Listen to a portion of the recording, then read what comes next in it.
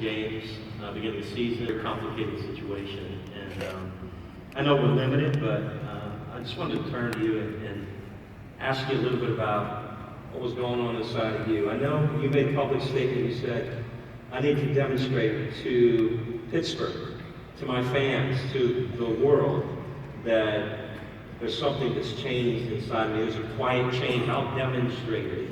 Can you take us back and start us on a journey, man? Yeah, I mean, that's what, when I tried to preface that earlier with my family, how close they are to me, and what that meant to me, and the Lord and my faith. And when I was accused, I was accused of something that was so horrific. I mean, I have a sister, I've got a mother, I've got a wife and daughter now. Obviously, I didn't at the time, but to be accused of something like that is so horrific, was devastating. I just couldn't imagine. I mean, the pain that it caused my family, caused me, caused my teammates, friends, everybody, it was so tough on all of us, and it really it made me take a minute to when I said that I want to make a quiet change, it was because I wanted, I wasn't going to just come stand up and be a rah-rah guy and do all these things and try and talk change. I wanted to show change, and I wanted to show change in my life in a personal way. That was a tough time. I was like, okay, I put myself in bad situations. Never do those things. Put yourself in a bad situation. It was time to settle down, to grow up, and get away from that Big Ben persona, and just go back to being Ben Roethlisberger, the person I was raised to be from my amazing family and parents. And it was tough, but it brought me closer still to the Lord. I wouldn't say that I was all the way back there, but it definitely brought me back to a place of humility, brought me back to a place of my faith. And I was telling you in the back, I was crazy. I was driving down the road, and a Toby Mac song came on, Get Back Up, and then they did it was on Sirius, on XM, or whatever it was. They were doing like a twofer type thing. So they did Get Back Up and Lose Your Soul. And hopefully some of you guys know the song. If you don't, go look at them, and you'll see how they fit in my life very well. Get Back Up and Lose Your Soul. And it says, what does it gain a man to gain the whole world but lose his soul? And that's what I was doing. I had lost my soul, but I had the whole world. I had everything I needed. I had money, I had fame, I had football, I had Super Bowls, I had everything. But I lost who I was, and I had lost my soul as a man, as a person, as a son. And that hurt everybody. But anyway, so I heard those songs, and I had to pull over the side of the road. I was crying, I was sobbing, and I pulled over to the side of the road and just broke down, and was just like, this is the grace that I needed. It came over me, and to kind of put a long story short into it, I reached out to Toby Mac just because I wanted to say thank you, and now he's a friend. And it's unbelievable that someone like that is put into your life off of a radio song, a song you hear on the radio, that can kind of pump the brakes and slow you down.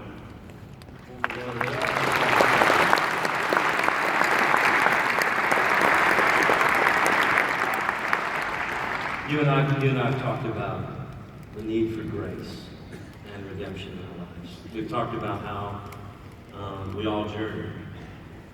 And life's not easy. Rick, in the midst of all this. I know he's here today. Yeah, he's here. It was, he deserves a lot of applause. He deserves it.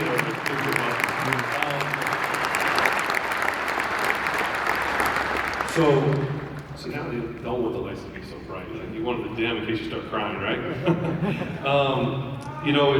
That's what when you feel like you let people down, it's your family first. You let yourself down, you let your family down. And my dad and I were so close. I lost my mother when I was 8 to a car accident.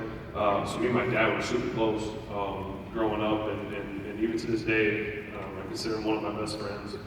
And so, to feel like you let your hero down is tough. And when I came back, when I came to him and told him just how sorry I was and everything that was going on, he said, I felt like I lost my son. And now you're back. And that meant the world to me. That's how much he means to me. Amen.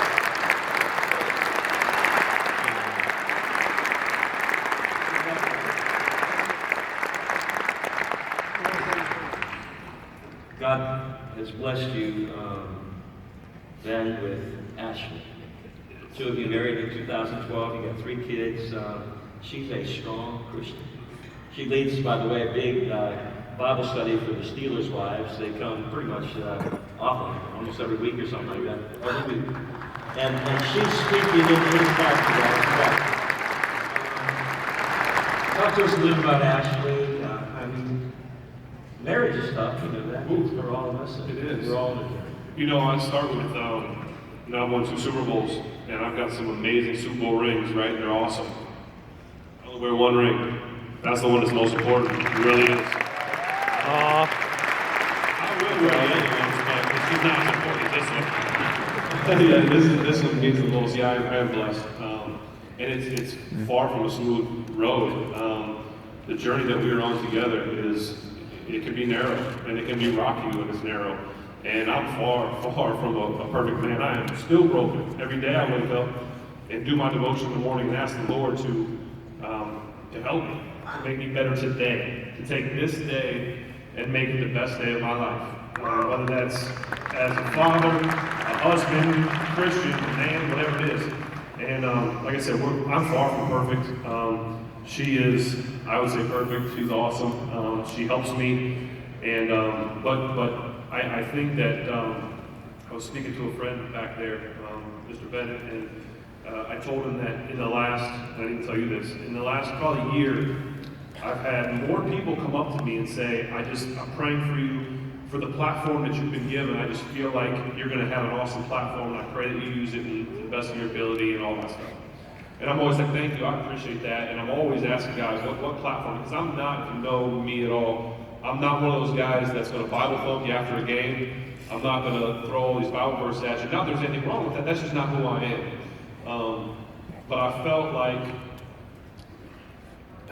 look at the platform. I mean, I've had so many people tell me the platform, and then tonight, and this has been planned for a while. I know we talked a long time about doing this, and the opportunity that I've been given, I just feel. My wife asked me, "Do you know what you're going to say?" And I said, "No." I have no clue. I'm freestyling all this. The Lord is working. I mean, He's the one doing it, and that's what I said I'm going to do. I'm just going to let the Lord take over. And I felt like, as I talk about, I'm not going to be a guy that's going to sit up here and be like, I'm perfect. I'm a professional athlete that is very successful. I'm a great Christian. I'm a great father, because I'm not. I'm far from those things. But I'm up here to prove to you that you can, especially all you young athletes, you can be a successful athlete and a successful Christian. You don't have to be one or the other. You can be both. And when you realize that, it's awesome. Football is what I do. It's not who I am. It took me a long time to realize that. I'll say that again. Football is what I do. It's not who I am. And I understand it more than ever. Now I go into a game, and I will give every game everything I have. Those of you that see me play, I play with broken noses, broken fingers, I mean everything. I don't care. I'm going to play. I'm going to give everything I have for my teammates, for my fans, for the Pittsburgh Steelers fans. But you got to understand, like I feel like that's why I'm up here to do this, is to use this platform to tell you that I'm not perfect. I'm far from it.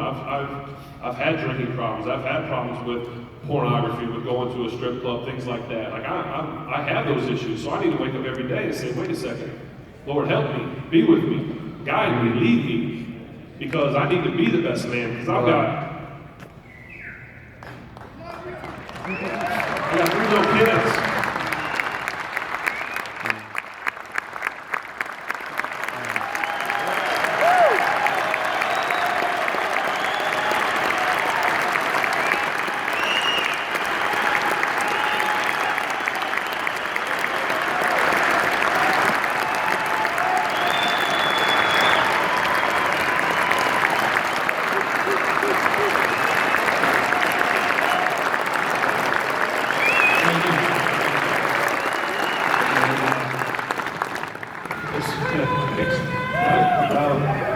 2 little boys. I got Ben Jr. and I want to be the best role model I can be for him. So.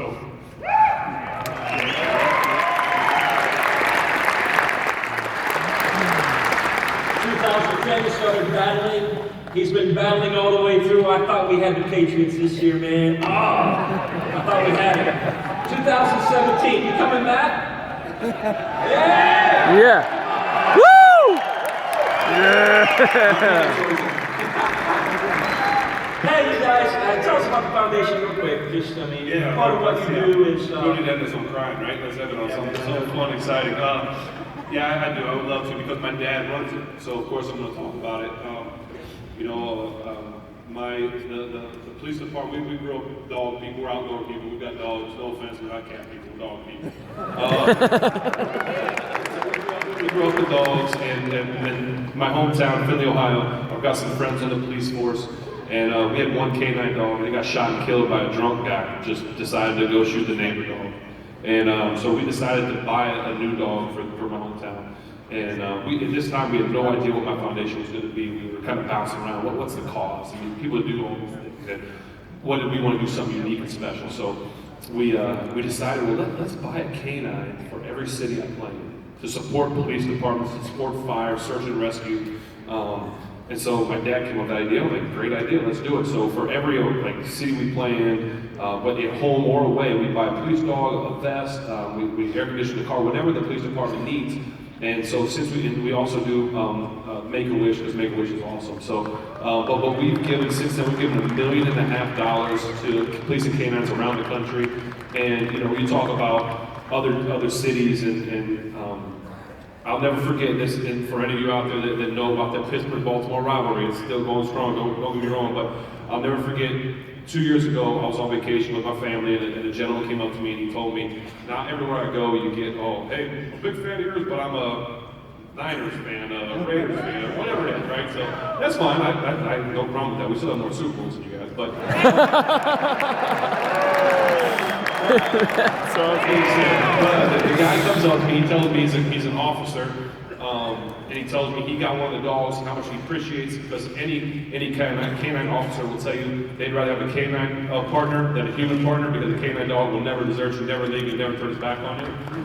Like us humans who are selfish people do, the dog just doesn't know how to do that. So anyway, he tells me all this stuff and how appreciative he is, and he goes, and I'm from Baltimore.